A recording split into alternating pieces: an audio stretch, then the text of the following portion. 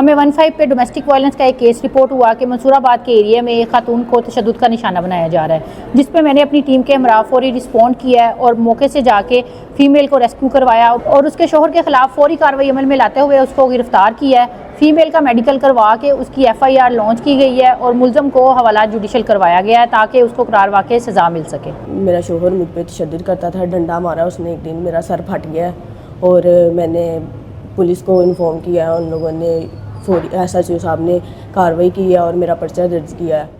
अस्सलाम वालेकुम, मैं वज़ीर आला पंजाब का शुक्रगुज़ार हूँ जिन्होंने औरतों को इंसाफ देने के लिए वुमेन थाना बनाया है। मेरी सिस्टर को यहाँ से इंसाफ मिला है। पंजाब पुलिस जिंदाबाद। वज़ीर आला पंजाब के विजन और CP फैसलाबाद साहिबजादा बिलाल उमर की हदायत के मुताबिक ख़वातीन के हकूक़ का तहफ़्फ़ुज़ फैसलाबाद पुलिस की अवलीन तरजीह है। Violence against women never again.